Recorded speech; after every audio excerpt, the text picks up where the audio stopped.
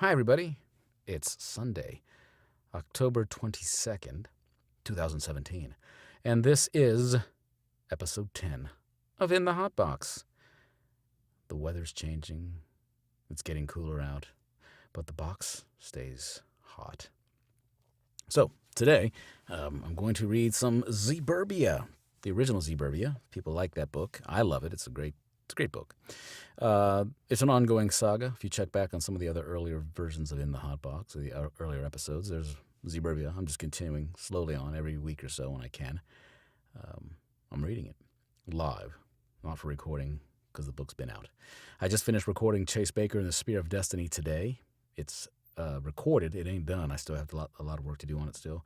But I expect it'll be ready and out early November, first week of November, I'm guessing. So that's one. Oh, what's that noise? Sounds. My kids. Anyway, so let's get into it. Excuse me. So the last one we left was, I've noted here, September 2nd. It's been a while. Almost 2 months. He's talking about where he lives in the HOA, and now here we go. Be nice, Stella says. He was my hero today. I'll be nice, I reply, as I hurry down the stairs. Don't worry. I am hardly just someone, Mindy Sterling says from my front door. A woman in her mid-30s, fat, but not jiggly fat, strong, but not muscular. Mindy is head of neighborhood security. This is like Neighborhood Watch and the police rolled into one dysfunctional unit. She used to be part of Zenith Property Management, which was the company that oversaw all the enforcement of the HOA covenants for the developer and the HOA. Luckily for us, she was in the neighborhood when Z-Day came a-callin'. We've been stuck with her ever since. Needless to say, Mindy answers to the HOA board, which answers to Brenda, which means Mindy is Brenda's bitch. And she actually likes it that way. She doesn't have to think, but gets to bully folks around and pretends she is indispensable. Basically, the same job as she had before, but with more death and zombies. You left your bike down by the gate, Mindy says, pointing to my bike in the front lawn. I brought it up for you. You know, it's against the covenants of the HOA to leave personal items just lying around. I will give you a warning today, Jace, but next time, I confiscate that bike. I blink at her a few times, then shake my head. Thanks? And tell your son to address me as Ms. Sterling when I come to your door, Mindy says as she walks away. Calling me someone is disrespectful. I have made note of that. Good for you, Mindy, I call after her. We hate for things to get disrespectful in the apocalypse. She ignores me, which is really for the best. My phone buzzes, and I see a text from John. I don't know what Mrs. Hoss did today, but I have Brenda up my ass to come talk to my brother of God, whatever the fuck that means, and calm him down. He's at her house raving like a madman and wants your wife brought up on charges. Sorry about that, I reply. Want me to come with her? I want your wife to come with you so we can sort this out, John texts. I hate that word texts. John texts. And I want everyone to remember that I'm head of construction. I gave up my ministering days long before Z-Day. Why doesn't everyone get that? Because of the halo and choir of angels that follow your sorry ass around, I respond. Tell Brenda you were on your way, but swing by here first, okay? Sure, fine. Whatever. Suck my holy dick. Your dick only has one hole, I joke. At least I have a dick. Now stop texting me. I can't text and walk at the same time. Plus, I'm pretty sure that's illegal and against the HOA covenants. Don't want to get pulled over by Hair Mindy. I can't outrun those Reeboks she got at the last swap meet. See you in a minute. I said to stop texting me, so stop. Shit. Are those shoe sirens? Crap. She's coming to get me, Hoss. Police brutality. Police brutality. By the time we stop texting, he was at my front door. Hold on, he says, holding up a hand as he types into his phone. Eat shit and die, the text says on my phone. Okay, all done, he grins. Where's Stella? Right here, John, she says, as she comes around the corner. She hugs him and gives him a big kiss on the cheek. Come on in, Jace made sun tea yesterday. Want a glass? I sure would, he smiles. But let's make it go. But let's make it to go. We're going to Brenda's to undo whatever it is you done did. Stella frowns.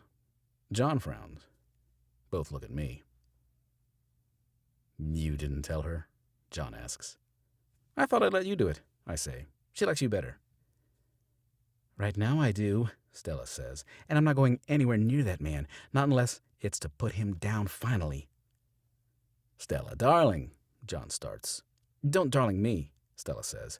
I don't even let Jace darling me. The answer is no. Do I have to say it? John asks. Do I? He can see from the look on Stella's face that he does. The wall is on CJL property. If we piss off Carney, then he cuts off our water. Gone. Dry. No water for houses. No water for crops. No water for anything. Then we shut off his power, Stella says, crossing her arms. Right, Jace? He stops our water, and we cut the power line to the CJL. We own all of the wind turbines and solar arrays. People can live without power, John says. They can't live without water.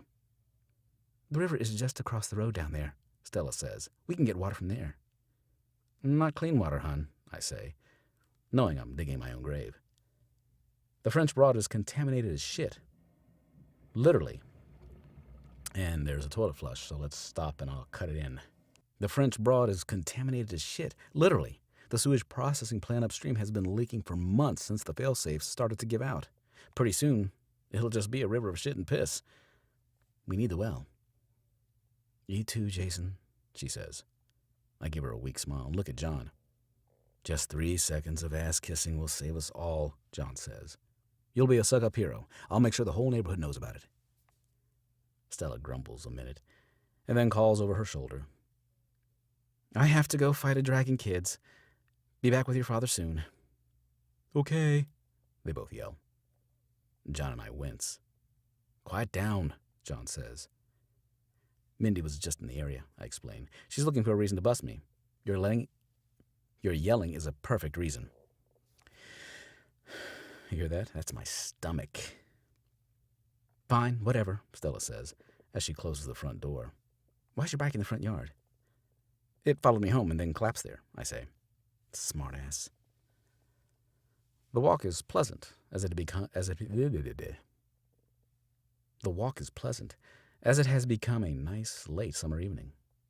The sun is still up, but the air has turned and a hint of fall wafts by. We only have to walk a couple of blocks before we get to Brenda's house. We can all hear Preacher Carey bellowing inside. Jesus, what did you do? John whispers. I let him live, Stella says, and barges inside without knocking. I shrug. John shrugs. We follow. The scene before us is one of wild chaos. It's as if a carnival barker had decided never to wash his clothes himself or anything he lived in, on, near. Then, for good measure, decided to take a bath in Old Spice. Preacher Carey paced in front of us, his hands gesticulating, his wispy white hair standing on end, and his eyes rolling in his head over and over and over, and "There she is!" Carey shouts. "The Harpy of the Dell!" Is that an official title? I ask. Don't remember that being in the scripture, John says, and I think I've read it all. Is this the unabridged version? I reply. I'm sorry. Is it in the unabridged version? I reply. Oh, I just have the Cliff Notes version. Skips all the begats and gets right to the sodomy and rape. John smiles. And to you, Carey says, his finger leading the accusatory way across the room at Stella. I instinctively get in front of her, but Carey leans around me, reaching with that finger as if he could burn her at the stake with its torch. You are not welcome in my house, Carey shouts. We all wince at the noise. I thought it was God's house, Stella asks calmly. Too calm. I know that calm. Not a good calm. I wish I could get away from that calm, but too late for that. How dare you blaspheme, Carl snarls. Carey snarls. How exactly am I blaspheming? Stella smiles. A calm smile. Yikes. Please, do tell, preacher. How have I blasphemed? Your unclean presence is blasphemy enough, he screeches. That's not a reason, Stella says, and then looks at Brenda. Are we done here? He's just going to keep saying that. We've all been here before. I call an embargo on your water, Preacher Carey yells, his hands above his head, his eyes doing that rolling thing. Preacher, please, Brenda pleads. Be reasonable. There are children and elderly to think of. Then you should have thought of them before you took up with this lot, Carey yells, his arms sweeping toward us. Lot? John smirks. I think you have your parables mixed up, Mr. Carey. You do not lecture me in the ways of God. Wouldn't think of it, John replies. Pretty sure God will sit you down and lecture you on his own, in time. Embargo! Embargo! Carey leaves. Who runs Bartertown? I whisper. John tries not to laugh, but ends up snorting snot out his nose. Oh my God, you two, Stella scolds. Sorry. You're worse than the kids. People, Brenda cries. We need to resolve this. Fine. Oops, that's a habit. I hit that button and it stops recording. My stomach's making me nuts already. It's a good thing I finished that book earlier. I'd be going crazy. Where am I at here? People, Brenda cries. We need to resolve this. Fine, Stella says, and clocks Carey. The man drops to the floor, his mouth bloody and his eyes wide with surprise. She closes on him, shoving me out of the way. No embargo, or I gut you myself. You sanctimonious asshole. I will hunt you down and kill you no matter where you run to. You leave my family alone, you leave the children alone, and I let you live. Cross me again, and I string you up by your balls, then lower you to the Z's on the other side of the gate. Carey stares at her for what feels like several minutes, but it's only a few seconds. Okay, he says quietly and gets up. Okay. God will have your reward waiting for you in the afterlife. I have done what I can. So, no embargo? Brenda asks. No, Carey says, and leaves. Well, that couldn't have gone any better, John says. Can we go now? No, Brenda says, looking at me and then John. Stella, now that's... Stella, now that's that... Tripping up. Stella, now that's that... It's frustrating sometimes. It's easier now because I'm not reading for recording. I'm just reading for fun. Stella, now that that's taken care of. But not you two. And I still messed it up. Makes no sense, right? Stella can, now that that's taken care of. Not you two. Good, Stella says. I'm going to take a long bath in the water I just kicked ass for. Mind your rations, Brenda says, as my wife leaves and waves. I'm pretty sure there was a middle finger in the wave. Did she flip me off? No, not at all, I lie. So, what do you need from us? Carl has alerted me to a serious issue, Brenda says, motioning for us to sit down. We do, and wait. She waits. We wait. There's a lot of waiting. If this were even remotely suspenseful, I'd be dead, John says, but it's just boring and wasting my time. What do you need, Brenda? Carl has found an issue with the grid, Brenda says. I gathered that from your last statement, John says. And the issue is? We are losing half the grid in the next few weeks, Brenda says. There were some miscalculations with the battery capacity and, well, to make a long story short, we need to scavenge more batteries if we want to keep the grid at full capacity. Maybe cutting back isn't such a bad idea, John says, holding out his phone. I'm not particularly keen on having this thing tethered to me. Do we really need Wi-Fi communications? Or power, so kids can play Xbox and adults can watch Blu-rays? It is the apocalypse, you know. Keeping traditions of society is how we keep society alive, Brenda counters. A good sharp stick is how we keep society alive these days, I say, but regret it as soon as I see the anger on her face. This is obviously something she wants done, and When Brenda wants something done. Let's say we agree, John says. Why us? Why aren't you talking to my wife? She's head of scavenging. It's her crew that will go out. Because we need her and her crew to go out looking for food, Brenda says. Steuben has informed me that this year's crops are not up to par. We will need to supplement with canned goods and other found food. What has Tran said? I ask. Tran is my Vietnamese neighbor. His accent is so thick that we mainly communicate with nods and hand signals, because I suck at accents. He's head of food service. He's also a chatty Cathy, Brenda says. I tell him, and the whole subdivision knows. I can't have that. A chatty Cathy? Tran? Now I feel bad for not being able to decipher what he says. God, I suck as a neighbor. I need you to because, she points at John, you are head of construction, and you will know what to look for. And you, my turn for the pointing, you are our problem solver. Between the two of you, I know you can get all the batteries we need. Last time we saw batteries, they were all the way in town, John says. I shiver. I would rather decline the invitation to go into town. Stuart will be with you, Brenda states. That does not make me feel better.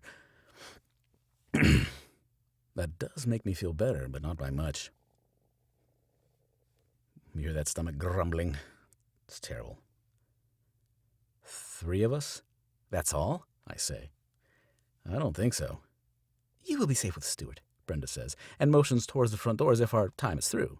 He'll be in touch in the morning. Oh, I say, as I realize our time actually is through. How early? Yeah, how early? John asks. I like to sleep in on Thursdays. Is tomorrow Thursday? Hell if I know, John shrugs. Let's just say yes so we can sleep in. What's this we? Are you staying over? I'll have to call my mom to see if it's okay. She doesn't like it when, Gentlemen, Brenda shouts, and then covers her mouth and lowers her voice. Gentlemen, please. It has been an exhausting day, and I still have plenty of work to do before I turn in. Our bad, John says. We'll be ready. We walk a block before we speak. Okay, I think that's enough of Z-Burbia. I'm at the 18 minutes already. My God. I'll cut a little out. Not much. Hey, it's free. You're not paying to watch this, are you? I hope you liked it. Z-Burbia stuff will carry on next time from where the adventure and battery collecting begins. Other than that, Sunday means tomorrow's Monday, means a new week begins, means I wish you a very good week. The glasses give glare, I know. Have a good week. I hope you like this. New books are always coming. I'm full of gas. I can't help it, and I'm sorry. Thanks a lot, and it's in the box, in the hot box. And it's getting hot already because of this light. Thank you.